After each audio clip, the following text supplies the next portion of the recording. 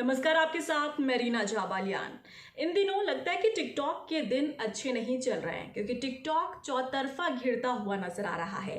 पहले भारत के अंदर टिकटॉक पर बैन लगा, जो कि एक बड़ा झटका टिकटॉक के लिए था क्योंकि एक बड़ा मार्केट इसने तैयार किया था भारत के अंदर, क्योंकि चाइना और भारत के बीच अच्छे ताल्लुकात नजर नहीं आए इन दिनों। उसके बाद इस पर बैन लगा दिया गया मोदी सरकार की तरफ से। अब खबर है कि भाई अमेरिका ने भी इस पर सोच विचार करना शुरू कर दिया है कि अमेरिका में भी टिकटॉक को बैन किया जा सकता है, जिसके बाद दोहरी मार टिकटॉक के ऊपर पड़ सकती है।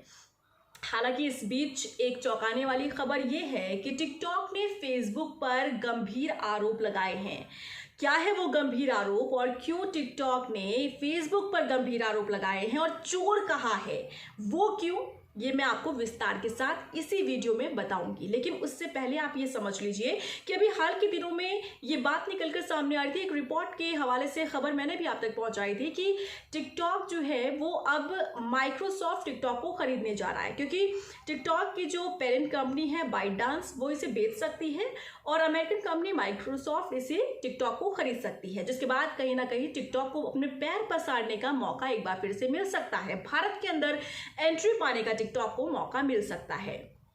लेकिन इसी बीच एक गंभीर आरोप टिकटॉक की तरफ से, जो टिकटॉक की पेरेंट कंपनी है बाइटडांस, उसकी तरफ से आरोप फेसबुक के ऊपर लगाए गए हैं।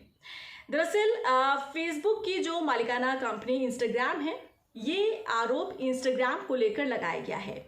हमने देखा कि टिकटॉक जब भारत के अंदर बैन किया गया, कई करोड़ों के जो यूजर्स हैं इस प्लेटफॉर्म पर थे टिकटॉक पर। जैसे इसे बैन किया गया, बंद किया गया भारत के अंदर, सारे यूजर शिफ्ट हो गए कहाँ? इंस्टाग्राम पर। इंस्टाग्राम ने नए फीचर्स लेकर आया, उन्हीं में से एक है रील्स, जो कि शायद आप लोग कई व्यूअर्स होंगे वो भी रील्स का यूज कर रहे होंगे, क्योंकि रील्स आपको मौका देता है शॉर्ट पीरियड में वीडियो बनाने का, जो कि सेम फंक्शन है टिकटॉक के जैसा। अब टिकटॉक की पेरेंट कंपनी ने ये कहा है, यानी कि बाइटडांस ने ये कहा है कि टिकटॉक जैसा फीचर इंस्टाग्राम ने चोरी किया है। और ये किसके हवाले से खबर है वो भी मैं आपको बता देती हूँ। ये खबर जो है रॉयटर्स के हवाले से खबर दी गई है। रॉयटर्स की खबर के मुताबिक बीजिंग बेस्ड कंपनी बाइटडांस ने रविवार को न्यूज एग्रीगेटर ऐप जिनरी ट्यूशाओ पर एक ऑफिशियल पोस्ट करके इस मामले में कमेंट किया है। पोस्ट में कंपनी की तरफ से कहा गया है कि वो ग्लोबल कंपनी बनने की दिशा में तेजी से काम कर रही है और इसी दौरान अंतर्राष्ट्रीय स्तर पर जारी तनावपूर्ण माहौल को देखते हुए कंपनी को नुकसान उठाना पड़ा, क्योंकि भारत से सफाया हो गया टिकटॉक का। और जब टिकटॉक चला गया भारत से, तब इंस्टाग्राम को मौका मिल गया अपने फीचर्स को डेवलप करके यूजर्स को अपनी तरफ खींचने का, और हुआ भी यही। जैसे हमने देखा टिकटॉक के ऊपर बैन लगा, तब इंस्टाग्राम ये फीचर लेकर आया जिसमें रील्स आपको मिलता है, और वो भी बिल्कुल आपको टिकटॉक के जैसा ही नजर आता है। बिल्कुल आप वही म्यूजिक, वैसे ही जो फीचर्स हैं आपको रील्स के अंदर भी मिलते हैं, जो बहुत ही ईजिली आप एक शॉर्ट वीडियो क्रिएट कर सकते हैं। तो यानी कि जो यूजर्स को खींचने का काम इंस्टाग्राम के रील्स ने किया, इसे लेकर यहाँ पर टिकटॉक की पेरेंट कंपनी बाइटडांस ने आरोप लगाया कि हमारे फीचर्स को चुराया है रील्स ने, यानी कि इंस्टाग्राम के रील्स ने टिकटॉक की चोरी की है।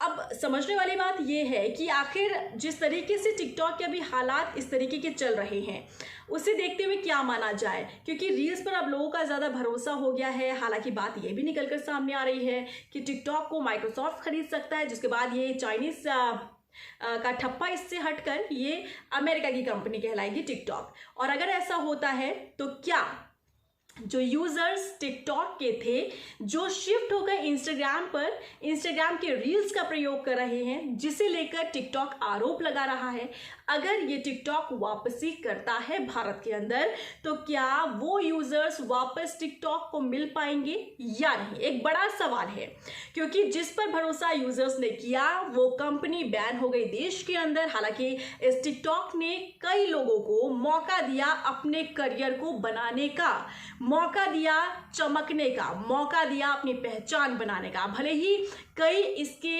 ऐसे भी यूजर्स हों या फिर जो ऐसे लोग जो इसे नहीं पसंद करते हैं, लेकिन असल में अगर आप बात करें तो असल में कई यूजर्स ऐसे हैं जो अभी भी इस प्लेटफॉर्म पर काम करना चाहते हैं, या फिर टिकटॉक ने कई लोगों को, कई यूजर्स को पहचान दिलाई है। अपना मुकाम हासिल करने का मौका इसी टिकटॉक ने दिया।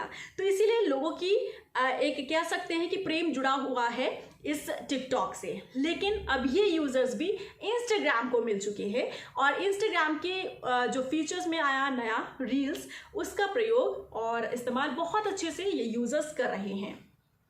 तो अब सवाल ये है कि जैसा आरोप टिकटॉक ने लगाया है रील्स पर या इंस्टाग्राम पर, क्या वो यूजर्स वापस टिकटॉक को मिल पाएंगे अगर इसकी एंट्री भारत के अंदर दोबारा से होती है या फिर नहीं? सवाल बहुत इंटरेस्टिंग है क्योंकि यहाँ पर सोशल मीडिया प्लेटफॉर्म है, दोनों ही काफ़ी अच्छी रीच अपनी रखता है, लोगों के बीच काफ़ी मशहूर है ये दोनों। और ऐसे में अगर वापस आता है टिकटॉक तो क्या अपने फिर से वो मार्केट तैयार कर पाएगा, या फिर से वही प्लेटफॉर्म तैयार कर पाएगा, क्या फिर से इतनी बड़ी संख्या में यूजर्स को जुटा पाएगा टिकटॉक या फिर नहीं? आप इस पर क्या कहना चाहते हैं आप ज़रूर कमेंट करके बताइएगा। और जिस तरीके का आरोप टिकटॉक ने फेसबुक के ऊपर लगाया है इंस्टाग्राम और रील्स को लेकर, आपकी इस पर क्या प्रतिक्रिया है? क्या चोर कहना टिकटॉक का फेसबुक को क्या सही है? क्या इस तरीके की बयानबाजी या फिर इस तरीके का आरोप क्या सही है? बताइएगा ज़रूर, कमेंट डाउन करके बताइएगा। फिलहाल के लिए मुझे दीजिए इजाज़त, नमस्कार।